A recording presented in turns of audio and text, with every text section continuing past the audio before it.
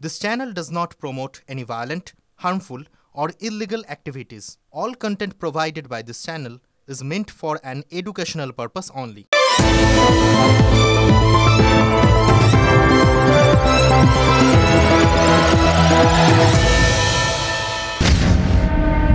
সালের 26শে জানুয়ারি গুজরাতের ভুজে ভূমিকম্প হয়।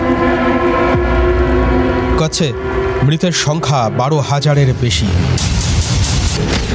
সেদিন 2015 সালের 25শে এপ্রিল নেপালের ভয়াবহ ভূমিকম্পে এভারেস্টে তুষার ধস পর্যন্ত নামে।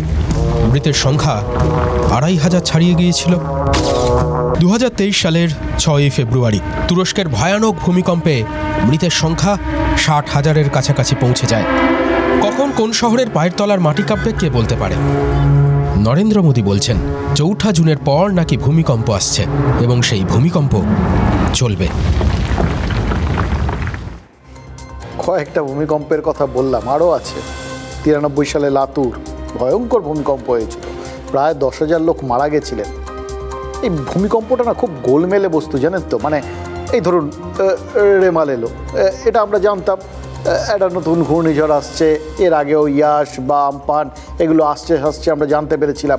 এমনকি কতটা এগোচ্ছে, কী স্পিডে এগোচ্ছে, কখন মাটিতে পড়বে, মানে ওই ল্যান্ডফল হবে, সব জানতাম। সব কিছু পূর্বাভাস পেয়েছি। তারপরেও বেশ কিছু লোকজন প্রস্তুতি নেয়নি, আগাম সতর্কতা নেয়নি, সেটা আলাদা ব্যাপার, কিন্তু সুযোগ ছিল। কিন্তু এই ভূমিকম্প কিচ্ছু বলে না। অন্যান্য যে কোনো প্রাকৃতিক দুর্যোগের যদি আভাস পাওয়াও যায়, ভূমিকম্পের কোনো রকম পূর্বাভাস দেওয়াটা আজ পর্যন্ত সম্ভব হয়নি। দেওয়া গেলে ওই যে ছবিগুলো দেখলেন, সেগুলো দেখতে হতো না। ভূমিকম্পটা ঠেকানো যাক বা না যাক, এই লাতুর, ভুজ, কাঠমান্ডু বা ইস্তাম্বুলে ক্ষয়ক্ষতি তো অনেক কমানো যেত যদি জানা যেত আসছে, সে আসছে। এমনকি ওই যে ওরকম একটা ভূমিকম্প প্রবণ দেশ জাপান, সেখানেও তো বহু মানুষের প্রাণ বেঁচে যেত। ভয়াবহ সুনামির আগে উপকূলের মানুষজনকে নিরাপদ জায়গায় সরিয়ে নিয়ে যাওয়া যেত। কিন্তু এটা সিরিয়াসলি আমাদের বিরাট বড় দুর্ভাগ্য, জানেন তো। কিচ্ছু করা যায় না এইসব ক্ষেত্রে, কারণ ওই ভূমিকম্প কখন কোথায় আসবে কিচ্ছু বলা যায় না। প্রকৃতির এই রহস্যটা আজ পর্যন্ত কেউ ভেদ করতে পারেনি। খোদার ওপর খোদকারি করার চেষ্টা অবশ্য আমরা বিভিন্ন রকম করে ফেলি, এখনও চলছে প্রতি মুহূর্তে। এই একটা জায়গায় কোনো জারি জুড়ি খাটেনি, সেদিক থেকে এই প্রথম মনে হচ্ছে একটা ব্রেক থ্রু পাওয়া যাচ্ছে, জানেন তো। আজকে সেই দিন, কারণ আজকেই প্রথম একটা ভূমিকম্পের আগাম আভাস পাওয়া গেল, পূর্বাভাস। প্রধানমন্ত্রী দিয়েছেন সেই পূর্বাভাস। এবার এটা শুনে ওই আবার সেই কোভিডের সময়কালের কথা ভাববেন না। আজকে একদম অন্য জায়গার থেকে গোটা ব্যাপারটা দেখতে হবে, কারণ প্রধানমন্ত্রী আজ বলেছেন 4 জুনের পর নাকি ভূমিকম্প আসবে এবং সেই ভূমিকম্প স্থায়ী হবে 6 মাসের জন্য। অর্থাৎ একটার মধ্যেই 2টো পূর্বাভাস রয়েছে। 1, 4 জুন লোকসভা ভোটের ফল ঘোষণার পর ভূমিকম্প হবে, আর 2, সেই ভূমিকম্পের স্থায়িত্ব কতদিন হবে। 4 जून के बाद अगले 6 महीने में देश में बहुत बड़ा राजनीतिक भूचाल आने वाला है।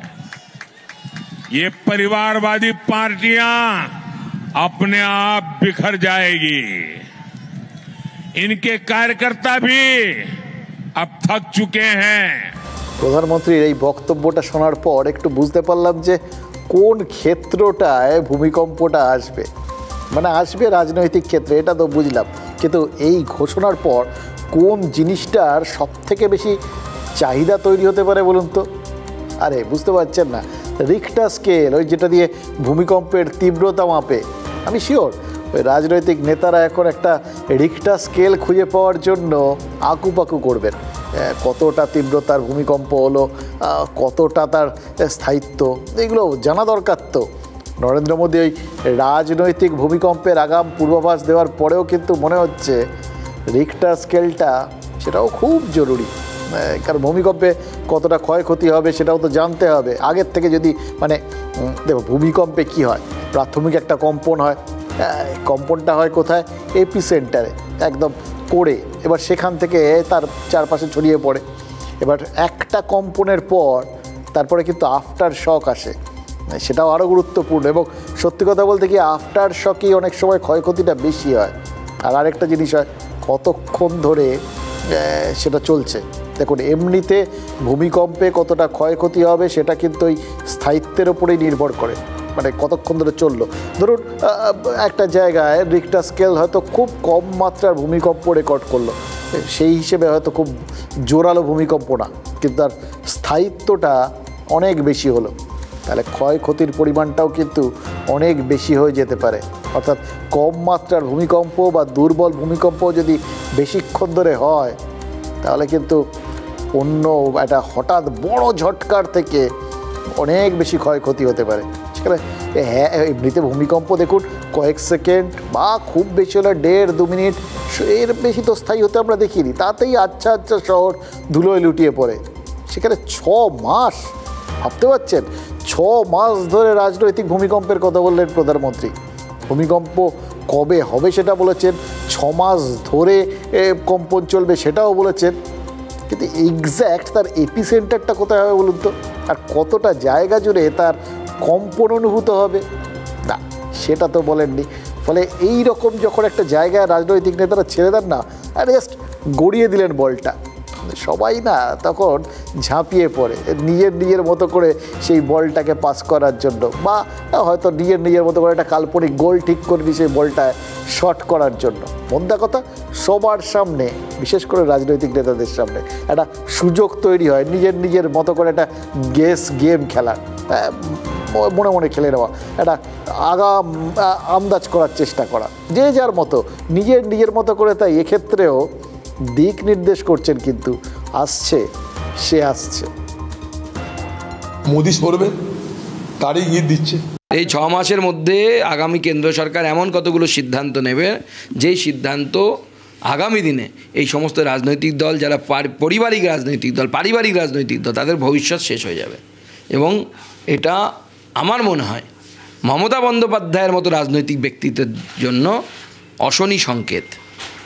অপেক্ষা করুন না, কয়েকদিন অপেক্ষা করুন, অনেক লোকের জেলে যাওয়া বাকি আছে। আমি তো বলি তৃণমূল নেতারা এখন আরএসসিতে আছে, পুরো সিটটা কনফার্ম হয়নি, যেদিন কনফার্ম হবে ভিতরে ঢুকে যাবে। দেখলেন তো, নরেন্দ্র মোদী তার কথার মধ্যে জাস্ট একটা হিন্টস দিয়েছিলেন, ইঙ্গিত। পরিবার কেন্দ্রিক রাজনৈতিক দলগুলোর কথা তিনি একটা উল্লেখ করে ছেড়ে দিয়েছিলেন, এর বেশি কিছু বলেন। কিন্তু সেই একটা হিন্টেই কি সুকান্ত মজুমদারের নজরটা ওই কালীঘাটের দিকে ঘুরে গেল। সমঝদারও কে লিয়ে ইশারা হি কাফি হ্যাঁ। তো ঠিক আছে, তিনি সমঝদার প্রমাণ করার চেষ্টা করছেন নিজেকে, সেটা পরবর্তী ক্ষেত্রে বুঝতে পারবো যে আলটিমেটলি কী দাঁড়াবে। তবে রাজ্যের প্রধান বিরোধী দল হিসেবে যে কোনো আক্রমণের দিশাই আর কি ওই তৃণমূলের হেডকোয়ার্টারের দিকে ঘুরিয়ে দেওয়ার একটা দায় বা দায়িত্বও বলতে পারেন, সেটা বিজেপির আছে। বিজেপি সভাপতিত্ব আছেই, রাজ্য সভাপতি, সেটা আমরা বুঝি। ঠিক যেরকম বুঝি এক্ষেত্রে অধীর চৌধুরীর দায়টা দ্বিগুণ। প্রথমত তাকে তার নিজের দলকে ডিফেন্স করতে হবে, কোথাও গিয়ে বাঁচাতে হবে, কারণ তার দলের ক্ষেত্রেও তো এই পরিবারতন্ত্রের কথাটা বারবার ওঠে। আর দ্বিতীয়ত জোট সঙ্গীদের হয়েও রক্ষণ সামলাতে হবে, কারণ তাদের ক্ষেত্রেও এই বক্তব্যগুলো উঠছে। এবার এখানকার জোট সঙ্গীদের জন্য তিনি কি বলবেন জানি না, বা এখানে কাকে কাকে তিনি কীভাবে জোট সঙ্গী ভাবেন, এক্ষেত্রে তার বিচারটা ওই কেন্দ্রীয় জোটের কথা মাথায় রেখে জোট সঙ্গী বাছা, নাকি একদম স্থানীয় জোটের কথা মাথায় রেখে জোট সঙ্গী বাছা, সেটা অবশ্য তিনিই জানেন। তবে নরেন্দ্র মোদী এই পরিবারবাদী পার্টির ব্র্যাকেটে যদি তৃণমূলকে রাখেন, তাহলে কংগ্রেসও আছে তো তার মধ্যে, এটা তো বুঝতেই পারছি। ঠিক একইভাবে সমাজবাদী পার্টির মতো বিরোধী দলকেও সেই তালিকায় আমরা ধরতেই পারি। এদের সবার হয়ে জবাব দিতে গিয়ে অধীর চৌধুরী বলেছেন যে প্রধানমন্ত্রী পদ থেকে নরেন্দ্র মোদীকে সরে যেতে হবে, সেটাই নাকি আসল ভূমিকম্প। আর সুকান্ত মজুমদার বলছেন প্রধানমন্ত্রীর কথা নাকি মুখ্যমন্ত্রীর জন্য অশনি সংকেত। অর্থাৎ বুঝতে পারছেন, যে যার মতো করে আন্দাজ করে নিচ্ছেন, গেস গেম খেলছেন, নিজের মতো করে দিক নির্দেশ করছেন। এবার তারা তো তাদের কাজ করছেন, তাদের দায় আছে, তাদের দায়িত্ব আছে। আপনার আমার কি আছে, আমরা কি করব এই ক্ষেত্রে? এটা সোজা রাস্তা আছে, জানেন তো, ছোটোবেলার কথা মনে পড়ে গেল, মাঝে মধ্যে এটা করতাম, একদম শিওর শট, তখনও সাকসেস পেতাম। আমার ধারণা আপনারাও কোনো না কোনো সময় পেয়েছেন। দেখুন, মনে আছে সেই রাস্তার মোড়ে দাঁড়িয়ে হঠাৎ করে কোনো একদিন আঙুল তুলে ওই যে বলে দেখাতাম, দেখবেন চারপাশে লোকজন এসে সবাই ওই পাশে তাকিয়ে রয়েছে, সবাই দেখার চেষ্টা করছে কি দেখালাম আর কি। আমরাও ঠিক করলাম যে এই ক্ষেত্রে নেতারা সবাই তো আঙুল তুলছেন, ফালতু ইধার উধার না তাকিয়ে যে যেদিকে আঙুল তুলছেন সেদিকেই তাকাতে শুরু করি। কিছু না কিছু দেখতে তো নিশ্চয়ই পাবো, মানে দেখতে যদি নাও পাই এটা তো নিশ্চিন্তে থাকতে পারবো যে নেতারা চেয়েছেন সেই জন্য আমরা তাকিয়েছি। আর আমাদের কাজটা তো আরও সহজ করে দিয়েছেন মমতা বন্দ্যোপাধ্যায়। কি বলেছেন? মুখ্যমন্ত্রী বলেছেন নরেন্দ্র মোদী নাকি তাকে এবং অভিষেক বন্দ্যোপাধ্যায়কে গ্রেফতার করার পরিকল্পনা করছেন। এবার এটাও গেস গেম নাকি আগাম কোনো ইঙ্গিত সেটা তো বলতে পারবো না, তবে আঙুল তুলেছেন যখন, চলুন তাকাই।